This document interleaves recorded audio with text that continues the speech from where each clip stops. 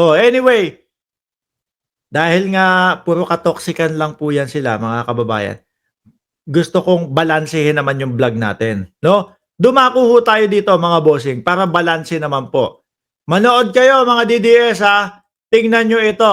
Oh, yung mga kasulid, isa munang sulid bago sumama ang loob ninyo. Sulid! Oh, Duterte! Duterte! Simula nung nagsulid-sulid kami, hindi na kayo nagsusulid. Ano ba yan? Kung kailan namin kayo sinuportahan, hindi na kayo nagsusulid-sulid dyan. Sinulid! Game. Tingnan nyo to. Sabi dito sa nag-post, mga kababayan, 4PH na pabahay ni BBM accepting application sa Palayan City. Ano po? Sabi dito, mga kababayan, nandiyan si Sir Junior, Junel, Domingo at BMB, Pidodido at Romel Olaso at Delia Rosario at si Ma'am Trexie Villa at si Unidentified Minds at si Bernardo Senina. Sabi ho dito mga kababayan, no? 4PH na pabahay ni PBBM accepting applications sa Palayan City. Naku, yung gustong mangyari ni Senadora Risa Ontiveros na pabahay. Ano na nangyari doon? Hanggang ngayon ba kinokontra ni Cynthia Villar? No? Maisingit ko lang ho yun. Kasi ang type ni Senadora Risa Ontiveros na pabahay, mala-condominium po. Mga kababayan, mala-condominium po ang type ni Risa Ontiveros na bahay. Tapos, ang sabi daw, ang nangunguna na kumokontra sa ganong pabahay ni Risa Ontiveros si Senadora Villar. No? Cynthia Villar. Ang tanong natin, bakit kaya kinukontra? Maganda yun para sa ating mga kababayan, lalong-lalo na po yung walang pambili ng bahay na yung mga pangmahal, yung mga pangmayayaman. Kasi dito sa pabahay ni Risa Ontiveros, mga bossing, kumbaga yung mga kababayan natin, magbabayad lang ho sila ng halagang 1.5 o yun yung pinakamababa at ang pinakamataas 2.5. Pero ayaw pumayag ni Villar, hindi ko lang ho alam. Eto, bukas muli ang aplikasyon para sa pabahay sa Palayan City, Nueva Ecija, sa ilalim ng 4PH program ng administrasyon ni Pangulong Bongbong Marcos.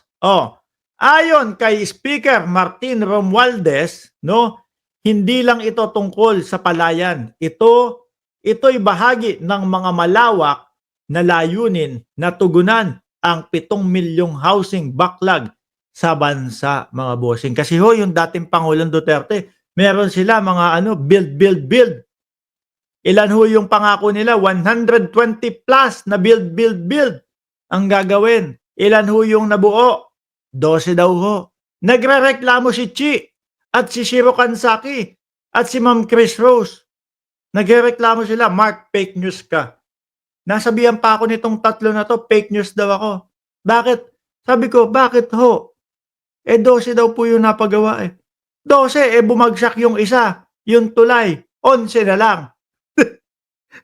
Hanggang ngayon walang mga nagsasalita doon ha. Dati po, nung panahon na sila ay nanunungkulan, namamayagpag yung kanilang build. Ito, Tatak Duterte to. Build.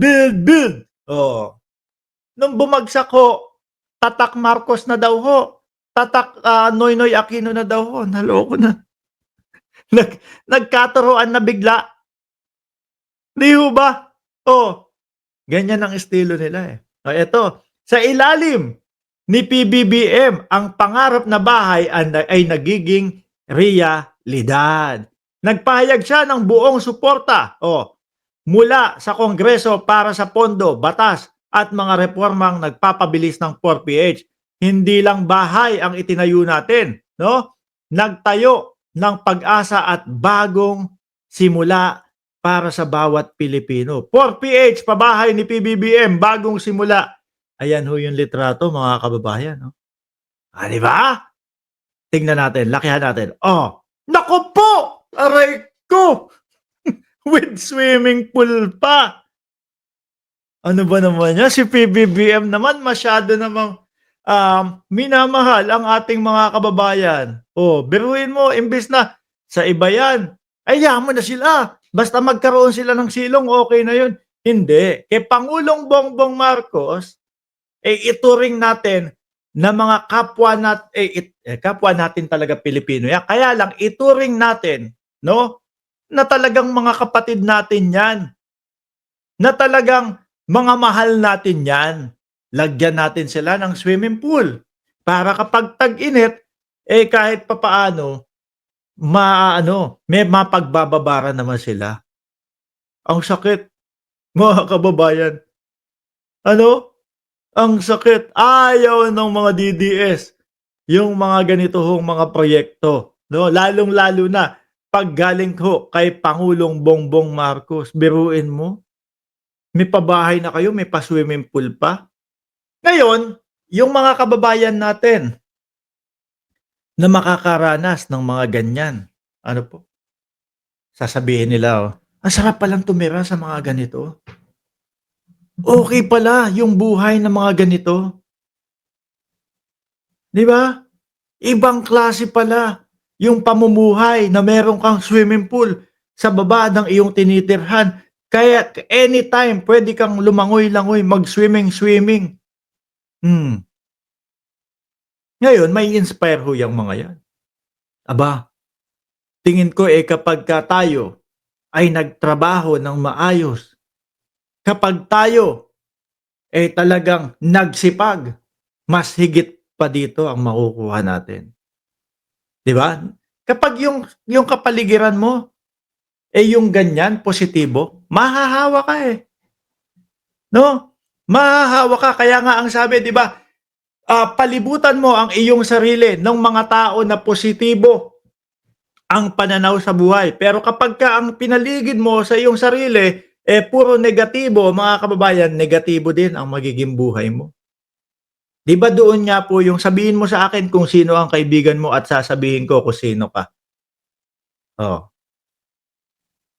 sarap, 'di ba? May mga ganyan pa. Kaya nga yung iba sinasabi 'di ba, paligiran mo ng mayayaman yung sarili mo, yung mga negosyante, yung mga seryoso sa buhay ang mga pinag-uusapan at doon din ang papunta mo.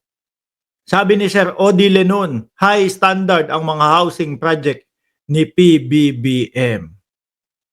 Sabi ng mga DDS, Sir Mark, drawing lang yan. Hindi, baka 3D lang daw ho, mga kababayan. Ayan oh. Hmm, ang ganda pa ng walkway nila. 'Di ba, Jose Dionisio Channel? Oh, shout out sa'yo. Ang ganda pa ho ng walkway nila, mga kababayan. 'Pag ganyan yung nilalakaran mo, magpupursige ka, 'no? Oh, nakita niyo yung kalinisan? Siguro iisipin na lamang nung ating mga kababayan na natitira diyan, naku, ang susunod nating pangarap, kailangan since nandito maayos na ang ating pamumuhay, okey na ang ating tinitirahan, subukan natin na makamit na magkaroon ng sasakyan, ng sariling sasakyan. Oh, 'di po ba? Tanggalin na natin 'to. Napipikon yung mga DDS kapag nakakakita ho ng ganito, mga kababayan. Ang gusto ho nila kasi yung bumagsak po ang gusto ng mga DDS, mga kababayan, 'no? Hindi magtagumpay si Pangulong Bongbong Marcos. Yoon ang gusto ng mga kasulid.